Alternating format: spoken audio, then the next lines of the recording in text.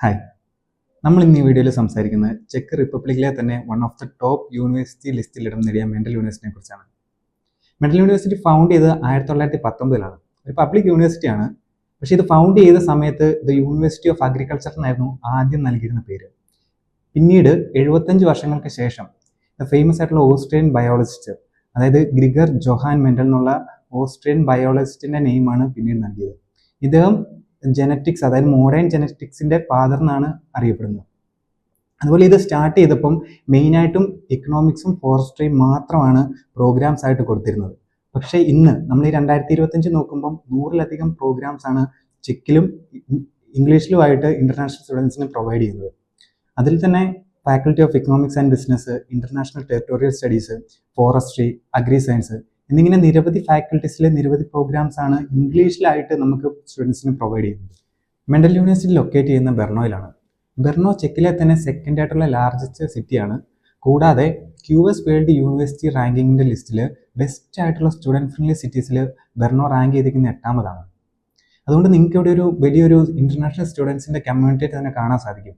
അതുപോലെ തന്നെ നിങ്ങൾക്ക് മറ്റ് സിറ്റീസിനെ ചെക്കിലെ അതിനെ അപേക്ഷിച്ചിട്ട് നോക്കുമ്പം ഇവിടെ കൂടുതലായിട്ട് ആക്സസ് ചെയ്യാൻ പറ്റും കാര്യങ്ങൾ. അതായത് നിങ്ങൾക്ക് ഗ്രോസറീസ് ഷോപ്പ് ചെയ്യാനാണെങ്കിൽ, അല്ലെങ്കിൽ നിങ്ങൾക്ക് ട്രാവൽ ചെയ്യാനാണെങ്കിൽ, അല്ലെങ്കിൽ നിങ്ങൾക്ക് ഒരു ഇന്റർനാഷണൽ സ്റ്റുഡൻറ് ID കാർഡ് ഉണ്ടെങ്കിൽ നിങ്ങൾക്ക് ട്രാൻസ്പോർട്ടേഷനിൽ ഇത്ര ശതമാനം ഡിസ്കൗണ്ട് വരെ കാര്യങ്ങൾ ഇവിടെ പ്രൊവൈഡ് ചെയ്യുന്നുണ്ട്.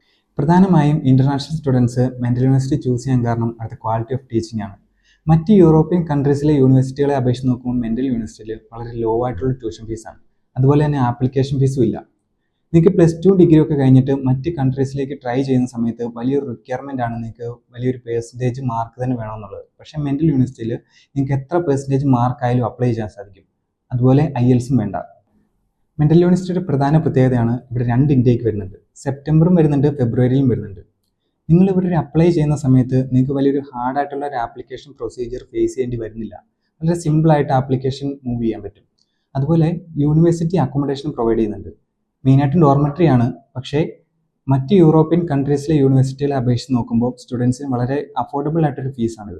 പിന്നെ മെന്റൽ യൂണിവേഴ്സിറ്റിയിൽ നിങ്ങൾ അപ്ലൈ ചെയ്യുന്ന സമയത്ത് നിങ്ങൾക്ക് വളരെയധികം മോഡേൺ ആയിട്ടുള്ള ഫെസിലിറ്റീസ് ആണ് ഇവിടെ പ്രൊവൈഡ് ചെയ്യുന്നത്. അതുപോലെ നിങ്ങളൊരു യൂറോപ്യൻ ഫോറസ്ട്രി അല്ല അഗ്രി സയൻസ് പോലുള്ള കോഴ്സുകളിലേക്ക് അപ്ലൈ ചെയ്യുമ്പോൾ നിങ്ങൾക്ക് ആ തിയറിയോടൊപ്പം പ്രാക്ടിക്കലും ചെയ്ത് നോക്കാനായിട്ട് ഫോറസ്റ്റ്, ബൊട്ടാണിക്കൽ ഗാർഡൻ, കാറ്റിൽ ഫാം, അതുപോലെ തന്നെ നിരവധി ഫെസിലിറ്റീസ് ഇവിടെ പ്രൊവൈഡ് ചെയ്യുന്നു. ഈ മൊത്തമായിട്ടുള്ള ഒരു മെന്റൽ യൂണിവേഴ്സിറ്റി അറ്റ്മോസ്ഫിയർ എന്ന് പറയുന്നത് ഭയങ്കര ഒരു ഫോറസ്റ്റ്ലി അല്ലെങ്കിൽ ഒരു നല്ലൊരു കാർഡിനോട് ബന്ധപ്പെട്ട് നിൽക്കുന്നതുകൊണ്ട് ഗ്രീൻ യൂണിവേഴ്സിറ്റി എന്നും ഇതിനെ വിളിക്കുന്നു. അപ്പോൾ ഇതൊക്കെയാണ് മെന്റൽ യൂണിവേഴ്സിറ്റിനെ മറ്റുള്ള യൂണിവേഴ്സിറ്റികളിൽ നിന്നും വ്യത്യസ്തമാക്കി നിർത്തുന്നത്. നിങ്ങൾക്ക് മെന്റൽ യൂണിവേഴ്സിറ്റിനെ കുറിച്ച് കൂടുതൽ ഡീറ്റെയിൽസ് അറിയാനും അഡ്മിഷൻ എടുക്കണമെന്നുണ്ടെങ്കിലും താഴെ കാണുന്ന ഡിസ്ക്രിപ്ഷനുള്ള നമ്പറിൽ കോൺടാക്ട് ചെയ്യാം.